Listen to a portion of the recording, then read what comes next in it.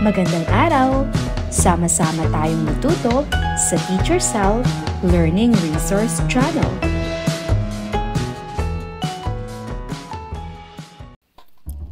Revised K-12 Curriculum, Filipino 2, Quarter 1, Week 4. Ang ating paksa ay Katangian ng Tauhan at Tagpuan. Magandang araw sa inyo mga bata. Ngayon, tayo ay maglaro. Tingnan ang larawan.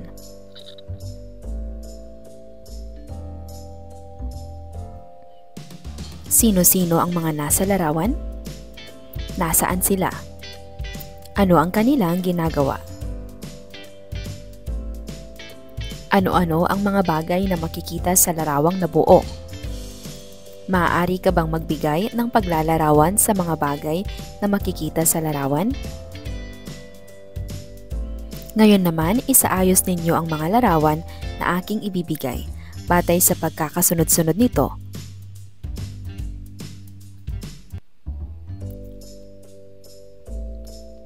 Mahusay, narito ang mga tamang sagot. Ano-anong mga salita ang maiuugnay sa araw ng pagsimba?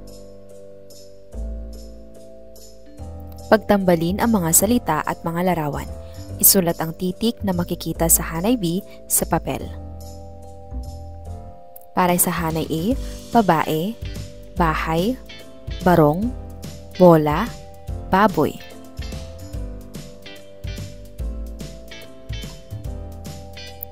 Basahin natin ang isang kwentong pinamagatang Ang Aming Pamilya. Sinulat ni Ingrid A. Palad. Ang aming pamilya ay masaya. Sama-sama kaming pumupunta sa simbahan tuwing linggo. Suot ni tatay ang kanyang bagong barong. Kipit ni nanay ang kanyang bag na perde sa kanyang braso. Taimtim kaming nagdarasal sa simbahan at nakikiisa sa misa. Nakikinig kami sa sermon ng pari at nakikisali sa pag-awit. Pagkatapos ng misa, bumili si nanay ng 5 empanada at 3 ensaymada. Doon sa simbahan ay nakita ko rin sina lolo at lola. Iniabot sa akin ni lola ang eroplanong laruan at LC. Nagpasalamat ako sa kanila. Pagdating namin sa bahay, nagluto si nanay ng masarap na sinigang na bangus. Mayroon itong pulang kamatis, berdeng dahon ng kangkong at puting-puting labanos. Tumutulong naman kay tatay sina ate at kuya sa pagpapakain ng aming 2 alagang baka, 10 baboy at 20 itik.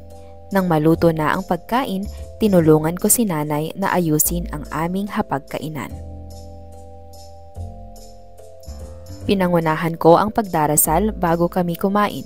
Nagpasalamat kami sa lahat ng biyaya at pagmamahal ng Diyos sa araw-araw. Matapos nito, sabay-sabay kaming kumain sa inihandang pagkain ni nanay. Naging panghimagas din namin ang mga buko at matatamis na bayabas. Sa huli, palaging pinapaalala ni tatay at nanay ang kahalagahan ng pagpapasalamat sa Diyos at paghingi ng gabay sa araw-araw. Sino-sino ang mga tauhan sa kwento? Saan nangyari ang kwento? Ano ang mahalagang pangyayari sa kwentong napakinggan?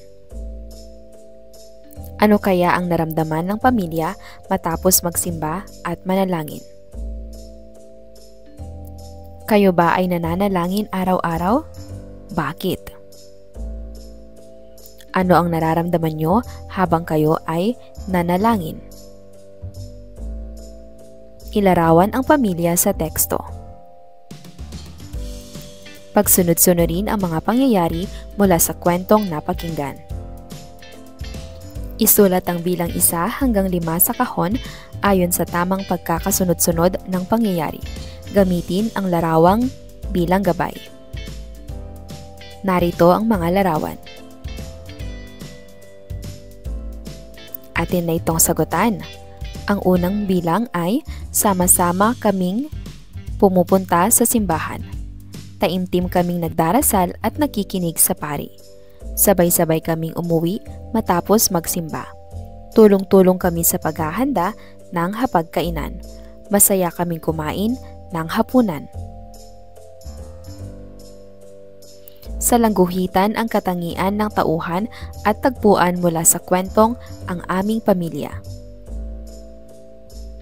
Ang aming pamilya ay masaya. Maraming bulaklak sa altar ng simbahan. Taimtim kaming nagdasal sa simbahan. Tahimik na lugar ang simbahan. Masarap magluto si nanay ng sinigang. Sa malinis na papel, iguhit mo ang miyembro ng iyong pamilya. Magbigay ng katangian ng iyong pamilya. Punan ang patlang. Ang aking pamilya. Kami ay binubuo ng patlang miyembro sa aming pamilya. Ang nanay ko ay patlang. Ang tatay ko ay patlang. Kami ay patlang magkakapatid. Tayo'y magbasa. Masaya kong pamilya. Tuwing walang trabaho si tatay, kami magkasama sa balkonahe upang magbasa at magkwentuhan. Tuwing umuwi naman si nanay galing sa malayong lugar kung saan siya nagtatrabaho. Kami madalas na pumupunta kina lola upang maglaro sa tabing dagat. Minamasdan namin ang mga bangkat mga isda roon. Kumakain din kami ng mga isdang nahuli ni na tito at tita. Pag may trabaho si tatay at si nanay, sina lolo at lola ang aking kasama. Kinukwentuhan ako ng aking lola ng iba't ibang kwento gamit ang kanyang aklat. Masaya kami lalo na pag dumarating ang aking mga pinsan upang doon din makitulog sa bahay ni lola. Sino-sino ang tauhan sa kwentong napakinggan? A. Ang pamilya, B. Ang magkaibigan, C. Ang magkapitbahay, D. Ang magkakalaro. Saan sila pumupunta kapag dumarating ang kanyang nanay? A. Sa kabukiran, B. Sa bahay ng lola, C. Sa tabing dagat, D. Sa plaza. Sino ang kanyang kasama pag may trabaho ang kanyang nanay at tatay? A. Mga kaibigan, B. Ate at kuya, C. Tiyo at tiya, D. Lolo at lola. Ano kaya ang damdamin ng pamilya kapag sila ay magkakasama? A. Malungkot, B. Masaya at masigla, C. Galit, D. Wala sa nabanggit. Iguhit ang masayang mukha at malungkot na mukha upang ipakita ang iyong nadarama kapag kasama mo ang iyong pamilya. Para sa ikalawang araw, mga salitang naglalarawan. Tukuyin ang salitang naglalarawan sa pangungusap. Masarap ang maliit na ensaymadang niluto ng aking ina. Tama, ito ay masarap. Matapos magsimba, kami ay nagtungo sa napakagandang Manila Zoo. Mahusay, napakagandang. Suot ni ate ang kanyang blusa, samantalang berdeng damit naman kay kuya. Ang salitang naglalarawan ay berde. Suot ni tatay ang kanyang bagong barong na damit. Bago. Dala-dala naman ni kuya ang mababangong bulaklak. Mababango. Basahin ang mga salita. Empanada. Ensaymada. Hélice. Eroplano. Elepante. Ano-ano ang pagkakapareho ng mga salitang nahanap ninyo? Ano ang tunog ng letrang E? Tukuyin sa loob ng kahon ang kasing kahulugan ng mga salitang naglalarawan sa mga pangungusap na ginamit sa panimulang gawain. Gamitin ang katabing larawan sa bawat bilang upang maging gabay. Isulat ang titik ng tamang sagot, sapat lang. A. Mahalimuyak. B. Maliit. C. Hindi luma. D. Luntian. At E. Magarbo. Narito ang mga susing sagot. Munti, magarbo, luntian, bago, mabango. Ang mga salitang naglalarawan ay mga salitang ikinakabit sa tao, bagay, hayop, pangyayari, lugar, kilos at iba pa. Ito ay dagdag na impormasyon upang mailarawan o matukoy ang isang bagay. Halimbawa, anong uri ng papel ang iyong hawak? Anong kulay nito? Maaari mong sabihing parihaba at puti. Ang ginamit ko ay parihaba at puting papel. Maaari rin itong mailagay sa huling bahagi. Ang alaga ko ay isang asong itim. Sa mga prutas, ang paborito ko ang manggang hilaw. Ang mga salitang may salangguhit ay tinatawag na mga salitang naglalarawan. Alin sa mga salitang naglalarawan ang ginamit sa binasang pangungusap? Magbigay ng mga salitang naglalarawan sa paborito mong pagkain at gamitin ito sa pangungusap. Ano ang salitang naglalarawan? Sa sagutang papel, ilagay ang salitang naglalarawan mula sa mga pangungusap at di pangungusap na matatagpuan sa bawat bilang. Malaking empanada. Malaki. Ang nanay ay nagluto ng masarap na ensaymada. Masarap. Eroplanong maliit. Maliit. Mainit na pandesal ang dala ni tatay. Mainit. Elepanteng malaki. Malaki. Sa malinis na papel, kumuha at idikit ang iyong larawan ng iyong pamilya. Sumulat ng isang pangungusap ukol dito at sa langguhitan ang mga ginamit mong salitang naglalarawan. Ako at ang aking pamilya. Basahin ang mga pangungusap. Tukuyin kung alin ang salitang naglalarawan at isulat ang letra ng tamang sagot sa inyong sagutang papel. Ang batang si Ed ay madasalin. A. Madasalin. B. Si Ed. C. Ang bata. D. Mabait. Ang ensaymada ay malinamnam. A. Ensaymada. B. Ang ensaymada. C. Malinamnam. D. Mainit. 5. Ang empanada sa mesa.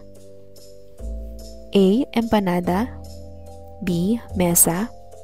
C. 5. D. Ang mesa. Ang LC ay kulay asul.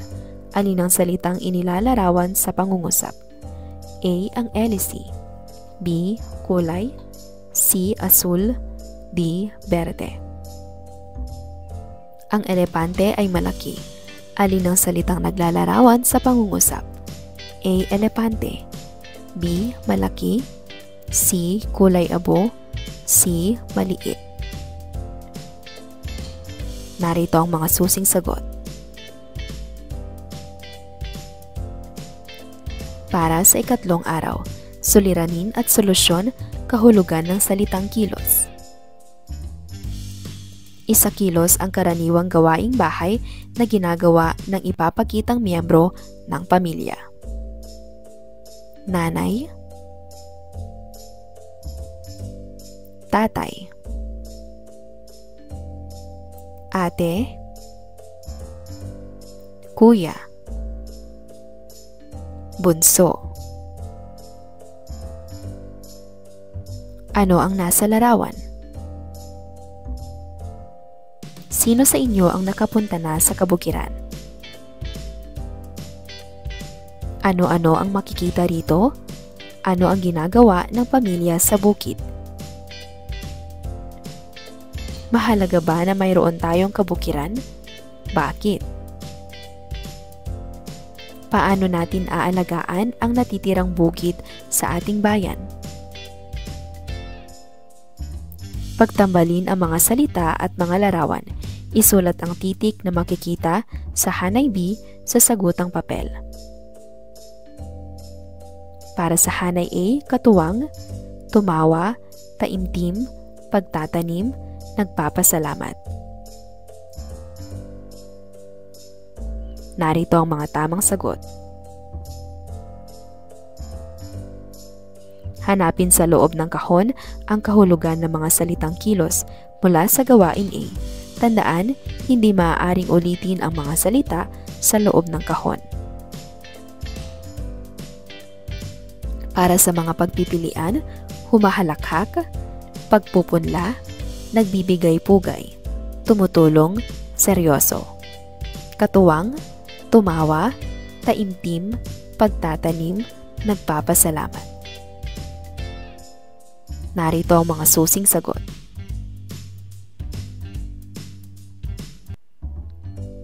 Ating basahin ang panalangin ni Lita. Isinulat ni Ingrid A. Palad. Sana'y umulan na upang madiligan ang aming mga pananim sa bukid. Ang taimtim na panalangin ni Lita. Nakatira sa bukid ang pamilya ni Lita. Pagtatanim ng mga gulay at prutas ang kanilang pangunahing ikinabubuhay. Katuwang dito ang alaga nilang kalabaw at kabayo. Tulong-tulong ang mag-anak sa pagpapalago ng kanilang mga pananim. Mayroon silang mga puno ng lansones, kasoy at kamyas. Ipinagbibili rin nila ang mga ito kasama ang mga inaning gulay tulad ng kalabasa, talong at labanos. Ngunit, ilang buwan nang hindi umuulan sa kanilang lugar, kaya apektado na ang kanilang kabuhayan. Natutuyo at naninilaw na ang kanilang mga pananim, uhaw na rin ang mga hayop sa bukid. Dahil dito, tanging ang pagbuhos ng malakas na ulan ang panalangin ng mga tao sa kanilang lugar. Isang hapon, tila narinig ng Diyos ang kanilang dasal. Unti-unting dumidilim ang kalangitan, hudyat na malapit ng umulan. Ilang sandali pa'y bumuhos na ang malakas na ulan. Nakita ni Lita ang pagngiti ng kanyang tatay at nanay. Bumalik na rin ang sigla ng kanilang mga alagang hayop at halaman. Tuwang-tuwa ang mag-anak sa ulang pinagkaloob ng Diyos. Unti-unting bumalik ang sigla ng ani na siyang pinagkakakitaan ng kanyang mga magulang. Dahil dito, nabilhan si Lita ng kanyang mga magulang ng iba't ibang kulay, krayola, lapis, pulang laso at tsinelas na goma. Tunay ngang nakatutulong ang panalangin sa bawat isa sa atin, kaya dapat lamang itong araw-arawin bilang pagpapakita ng pasasalamat at pagmamahal sa Diyos na may lalang. Sino-sino ang mga tauhan sa kwentong napakinggan? Saan nangyari ang kwento? Ano ang suliranin ng kanilang pamilya? Paano nila nasolusyonan ang suliranin? Kung kayo ang nasa kanilang kalagayan, gagawin ba ninyo ang kanilang ginawa? Tukuyin ang naging suliranin ng binasang kwento. Sa ibaba nito, isulat din ang solusyon na kanilang ginawa. At sa huling kahon, isulat ang naging resulta nito. Maaaring gawin ito ng may kapareha.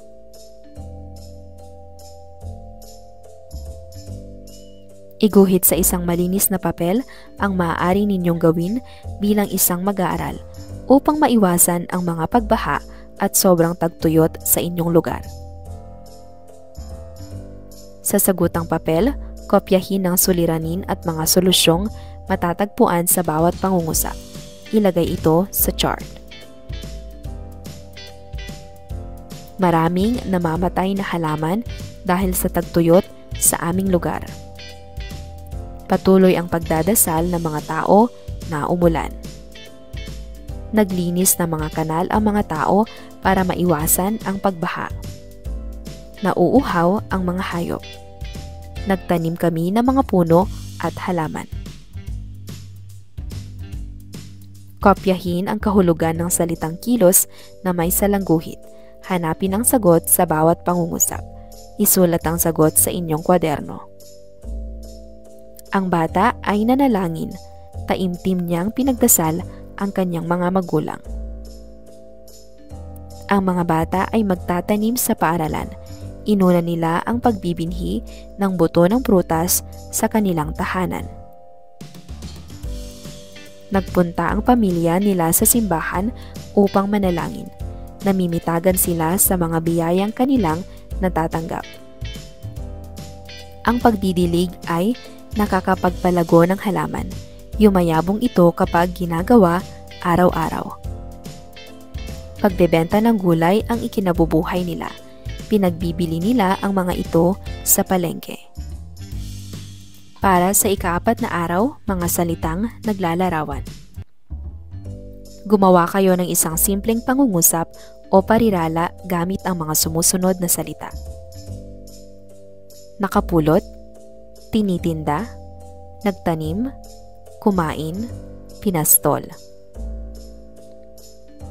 Pakinggan ng babasahin. Ng guro, isulat sa sagutang papel ang P kung ito ay pangungusap at DP kung di pangungusap. Ang kabayo ay tumakbo. Kumain ang kalabaw. Sinahog ang labanos sa sinigang. Dinala ni Lita. Tinasahan ang lapis. Hanapin sa hanay B ang larawang tinutukoy sa hanay A. Isulat ang titik sapat lang. Isulat din sa inyong kwaderno ang mga salitang nagsisimula sa titik K at L sa paraang kabit-kabit. Lapis, kalabaw, labanos, lita, kabayo.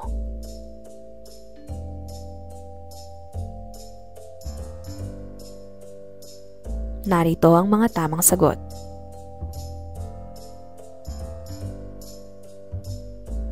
Ang salitang kilos ay salitang nagsasaad o nagpapakita ng kilos o galaw na ginagamit sa pagsasalita sa mga kilalang tao, lugar o pangyayari. Halimbawa, naglaba, nagluto, naglinis. Ang mga salitang ito ay isinasagawa ng isang tao. Ang mga salitang kilos din tulad ng lumundag, sinipa, at lumipad ay maaaring iugnay sa ginagawa ng mga hayop. Ibig sabihin, hindi lamang ang salitang kilos ay maaaring ikabit sa mga tao. Ito'y salitang may kaakibat na aksyon. Tukuyin ang salitang kilos sa bawat bilang. Si Lita ay kumuha ng kalabasa. Ang labanos at kasoy ay dala ng kanyang lola. Pinastol ang kalabaw. Si Lita ay binigyan ng lapis ng kanyang nanay. Tumalon ang kabayo. Narito ang mga tamang sagot. Kumuha, dala, pinastol, binigyan, tumalon. Ibigay ang kahulugan ng mga salitang kilos sa bawat bilang. Hanapin sa loob ng kahon. Kumuha, dala, pinastol, binigyan, tumalon. Ang mga pagpipilian ay dinalhan, inalagaan, bitbit, pumili, lumundag. Narito ang mga susing sagot. Kumuha, pumili. Dala, bitbit. Pinastol, inalagaan. Binigyan, dinalhan. Tumalon, lumundag. Tukuyin kung pangungusap o di pangungusap ang nakasulat sa bawat bilang. Isulat ang P kung pangungusap at DP kung di pangungusap. Si Lita ay kumuha ng kalabasa. Ang labanos at kasoy ay dala ng kanyang lola. Pinastol ang kalabaw. Si Lita ay binigyan ng lapis ng kanyang nanay. Tumalon ang kabayo. Bumuo ng 3 pangungusap tungkol sa inyong ginagawa sa loob ng simbahan tuwing kayo ay nagsisimba. Isulat ito sa malinis na papel. Sa langguhitan ng mga salitang kilos sa binuong pangungusap. Tukuyin kung ang mga salita o lipon ng mga salita ay pangungusap o di pangungusap. Ilagay ang sagot sa sagotang papel. Ang kalabasa. Si tatay ay nagtanim ng labanos. Ang nanay ay nanalangin araw-araw. Ang kabayo at kalabaw. Si Totoy ay bumili ng candy sa tindahan. Isulat sa sagotang papel ang salitang kilos sa bawat salita o pangungusap. Ang bata ay tumakbo sa bukid. Ang ate ko ay nagtatanim. Si kuya ang nag-araro sa bukid. Ang tatay ay nagdala ng kalabasa sa bayan. Si nanay ay kumain ng kasoy.